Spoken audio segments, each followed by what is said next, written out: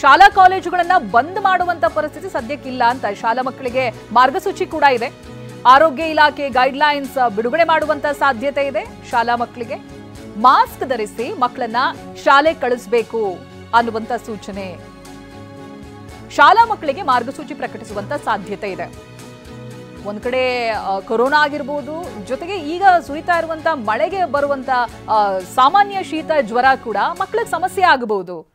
Mask ಅನ್ನ ಧರಿಸಬೇಕು ಅನ್ನುವಂತ ಸೂಚನೆ ಹೊರಡಿಸುವಂತ ಸಾಧ್ಯತೆಗಳಿದೆ.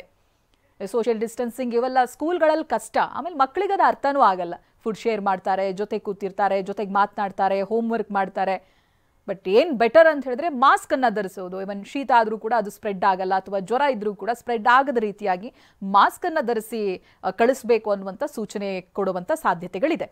ಇದಾಗಲೇ ಸ್ಕೂಲ್ ಆರಂಭ ಆಗಿರೋದ್ರಿಂದ ಜಾಗೃತರಾಗಿರಬೇಕು ಪೋಷಕರು. ಸ್ಕೂಲ್ ಇನ್ನು ನೋಡೋಣ, ಅದು ಹೇಳಿದ್ನಲ್ಲ, ಇನ್ನೂ ಒಂದು 3-4 ದಿವಸ ಸ್ಟಡಿ ಮಾಡ್ತೀನಿ, ನೋಡೋಣ. ಇವತ್ತು ಕೂಡ ಸಭೆ ಇದೆ, ಅದರಿಂದ ಸ್ಕೂಲ್ಗಳು ಮುಚ್ಚೋದು, ಸ್ಕೂಲ್ ಮುಚ್ಚಬೇಕು ಅಂತ ಎಲ್ಲೂ ಕೂಡ ಆ ಥರ ಏನಿಲ್ಲ. ಕೇಂದ್ರದಿಂದ ಕೂಡ ಆ ಥರ ಗೈಡ್ಲೈನ್ಸ್ ಇಲ್ಲ, ಯಾವ ರಾಜ್ಯದಲ್ಲೂ ಕೂಡ ಆ ಥರ ಮಾಡಿಲ್ಲ. ಅದರಿಂದ ನಾವು ಏನೇ ಮಾಡೋದಕ್ಕೆ ಮುಂಚೆ ತಜ್ಞರ ಅಭಿಪ್ರಾಯ ಮತ್ತು ಎಲ್ಲ ವರದಿಗಳನ್ನು ನಾವು ತೆಗೆದುಕೊಂಡೇ ತೀರ್ಮಾನ ಮಾಡ್ತೀವಿ.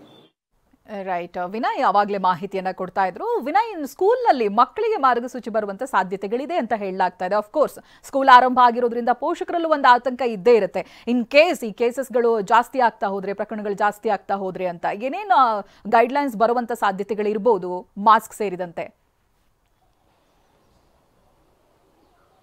ಚೈತ್ರ, ಖಂಡಿತವಾಗಿಯೂ ಕೂಡ ಪ್ರಮುಖವಾಗಿ ಇದಕ್ಕೆ JN.1 ಹೊಸ ರೂಪಾಂತರ ಏನಿದೆ, ಇದಕ್ಕೆ ಪ್ರಮುಖವಾಗಿ ಹೆಚ್ಚು ಬಾಧಿತರಾಗುವಂತಹ 2 ವರ್ಗಗಳು ಅಂದರೆ, ಒಂದು ಮಕ್ಕಳು, ಮತ್ತೊಂದು ಗರ್ಭಿಣಿಯರು ಮತ್ತು ಇತರೆ ಗಂಭೀರ ಕಾಯಿಲೆಗಳಿಂದ ಬಳಲುತ್ತಿರುವಂಥವ್ರು. ಸದ್ಯಕ್ಕೆ ಮಕ್ಕಳನ್ನು ನಾವು ಹೆಚ್ಚು ಟಾರ್ಗೆಟ್ ಆಗಿ ಪರಿಗಣಿಸ್ತಾ ಇದೆ. ತಜ್ಞರು ಕೂಡ ಅದನ್ನೇ ಹೇಳ್ತಾ ಇರುವಂಥದ್ದು. ಯಾಕಂದ್ರೆ ಶಾಲೆಗಳ ಆರಂಭ ಆಗ್ತಾ ಇದೆ, ಜೊತೆಗೆ ರಾಜಧಾನಿ ಬೆಂಗಳೂರು ಸೇರಿದಂತೆ ರಾಜ್ಯದಲ್ಲಿ ಮಳೆ ಕೂಡ ಬಿಟ್ಟು ಬಿಟ್ಟು ಬರ್ತಾ ಇದೆ, ಜೊತೆಗೆ ಚಳಿಯಾದ ವಾತಾವರಣ ಇದೆ. ಇಂತಹ ಸಮಯದಲ್ಲಿ ಹೆಚ್ಚಿನ ಕೇಸ್ಗಳು ದಾಖಲಾಗುವ ಸಾಧ್ಯತೆ ಮತ್ತು ಮಕ್ಕಳಿಂದ ಮಕ್ಕಳಿಗೆ ಬೇಗ ಹರಡುವ ಸಾಧ್ಯತೆಗಳು ಕೂಡ ಹೆಚ್ಚಾಗಿರುತ್ತೆ. ಯಾಕೆಂದ್ರೆ ಒಂದು ಗುಂಪಿನ ವ್ಯಾಪ್ತಿಗೆ ಮಕ್ಕಳು ಹೆಚ್ಚಾಗಿ ಬರ್ತಾರೆ, ಕೊಠಡಿ ಮತ್ತು ಶಾಲಾ ವ್ಯವಸ್ಥೆಗೆ ಹೆಚ್ಚಿನ ಸಂಖ್ಯೆಯಲ್ಲಿ ಬರೋ ಕಾರಣಕ್ಕಾಗಿ ಶಾಲೆಯ ಹಂತದಲ್ಲಿ ಕೇಸ್ ಏರಿಕೆ ಆಗಲಿ ಅಥವಾ ಏರಿಕೆ ಆಗದೆ ಇರಲಿ, ಸದ್ಯಕ್ಕೆ ಸಿಕ್ಕಿರುವಂತಹ ಮುನ್ಸೂಚನೆ ಆಧಾರದ ಮೇಲೆ ಪ್ರಾಥಮಿಕ ಮಾರ್ಗಸೂಚಿಗಳನ್ನ ಕೊಡೋದಕ್ಕೆ ಈಗಾಗಲೇ ಆರೋಗ್ಯ ಇಲಾಖೆ ತಯಾರಿಯನ್ನು ಮಾಡಿಕೊಂಡಿದೆ.